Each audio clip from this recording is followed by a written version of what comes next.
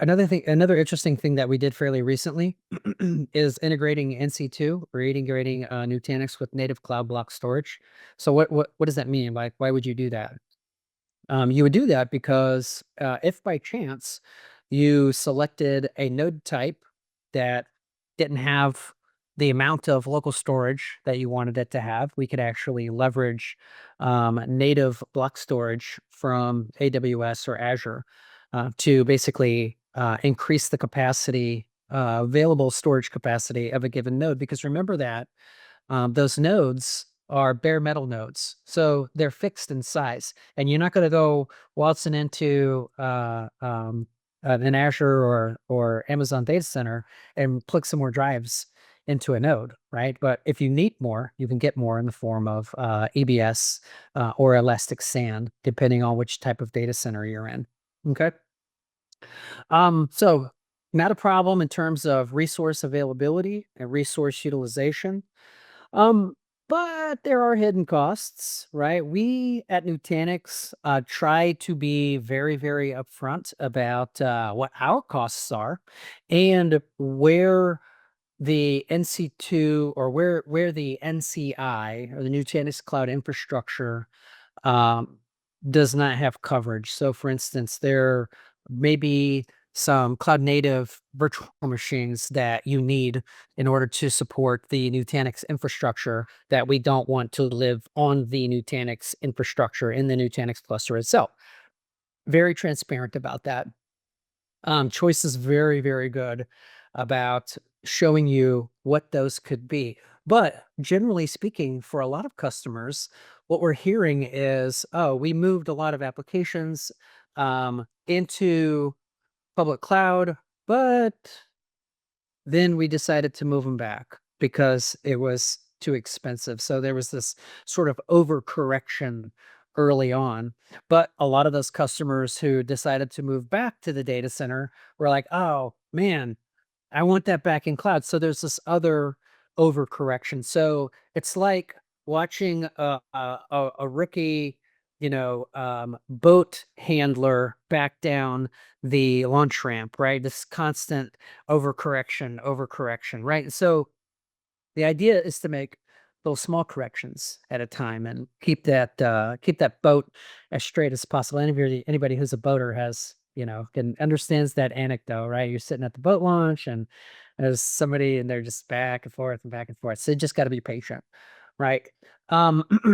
But the idea here is to find balance, right? You don't want to find yourself in a situation where you move a bunch of stuff to public cloud and all of a sudden you've grossly underestimated the ingress and egress of data because there are elements of a given application that still exist in the private cloud, right? So be careful with that. Now, when we're comparing those two things, though, there's always this process of comparison, like how much is it to put stuff in the public cloud versus running it in the data center? Where does the value lie? And what you inevitably discover, as I mentioned before, is that it's a combination of things. But um, we we want to call your attention to this concept called micro waste. Um, and so I'm gonna turn over to Mr. Krill to kind of start this conversation, and then I'm gonna follow on a little bit as you examine what we're talking about here. Yeah. So what we've seen with a fair number of customers is that they're really good at predicting what their requirements are at a macro level, but not at a micro level. And Dennis, you even mentioned it earlier, where somebody says, "Hey, what are you going to need for this application server?" And you're like, "I'm going to need this many CPUs. I'm going to need this much memory," and you're doing it just in case, rather than this is what I actually need. And in an on-prem world, there can be a little bit of slack with that, but in the public cloud world, you're paying for that on a minute by minute, hour by hour basis. And if you don't use that, you're paying for it. Or what we've also seen is that, hey, I need this much of CPU and but this much memory. But what this cloud provider gives me, I have to get both of those, I have to step up to the next instance size. And maybe on a 1 or 2 VM basis, that's okay, but I have 500 VMs. So that incremental cost on 500 VMs adds up really fast. So, what this allows you to do is you get to customize that. And maybe some of those services do need to change over time, but you can start leveraging some of that. You may have an Azure or an AWS commit that you have to start using now. You could start using that and then start to figure out and do some of that analysis around where are the resources actually being used and what do I need to do. But in the meantime, I can actually start making that push into public cloud. I can leverage their advantages and figure out, right sizing and what are the actual application requirements going forward. Yep, exactly. Yeah, and public cloud providers, I mean, honestly, like if you want to get a good deal, you kind of have to overbuy into it. And then figure out how to use it. I call it the Costco effect, right? You go to Costco, you need a head of romaine lettuce for, a lettuce wrap or whatever, because you're on a diet, whatever the case might be. But you can't get just one head of romaine lettuce from Costco or Sam's. You got to buy six.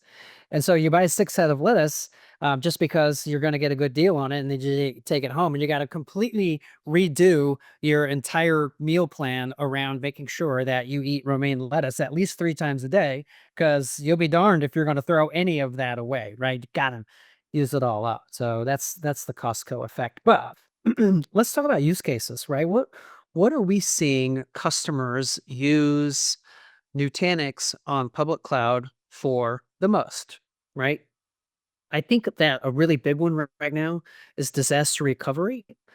Different ways of doing that I'm going to show you. On demand elasticity, I want to be able to expand into public cloud on demand for quick ramp up, seasonal workloads, things like that. This is kind of the use case that we always talked about as it relates to public cloud. And then all of a sudden it was like, whoa, hold on, that sounds really great, but how do we just automatically do that? What connects that? And that was the hard part, was connecting the two and automating the ramp up and shifting the workloads over, right? And then finally, we'll talk about migration and expansion, moving applications to the cloud without having to refactor those applications, right? So we'll talk about each of those independently briefly here. Elastic DR.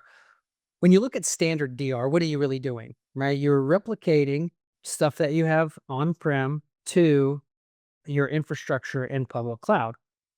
On-prem is not available. We make sure that it's available in public cloud, and usually this can use a variety of technologies, asynchronous, synchronous, depending on your RPO and your RTO times. This is standard DR, using public cloud for standard DR, right? You're just replicating it all instead of replicating it to a different public data center, or I'm sorry, a different private data center. Another one is a model that we call a pilot light model, right? And this is kind of an interesting one where I'm replicating some critical infrastructure. Really, I'm replicating everything, but I'm maintaining uptime for critical infrastructure. So I'm maintaining this always on small footprint instead of always on everything.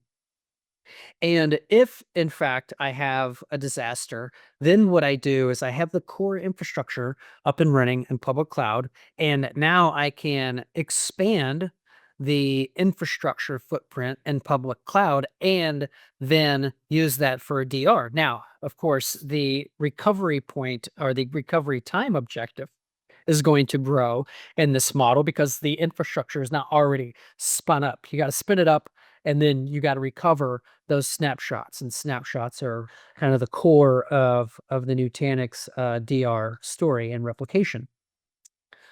But again, that's built in to Nutanix, right? Not a third party thing that you have to go buy to add on to Nutanix.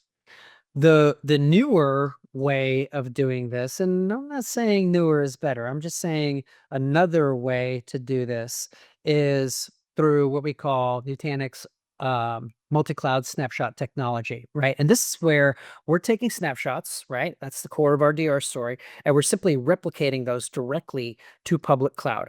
Now, in the event of a disaster, as shown by this big circle with a slash through it, replication stops, right?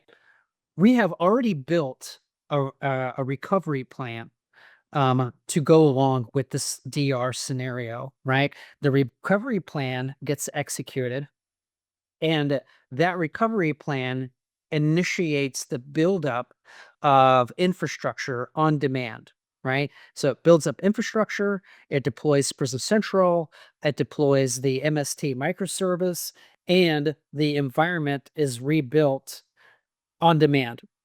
This, of course, has the longest RPO and RTO as opposed to the two other disaster recovery mechanisms that I showed you, but it certainly is an option. So really from a DR perspective, the first thing you look at is what is my requirement, right? What is my recovery point objective in terms of how frequently I take snapshots, and what is my recovery time objective with respect to how quickly do I need to be up and running? So take those things into consideration.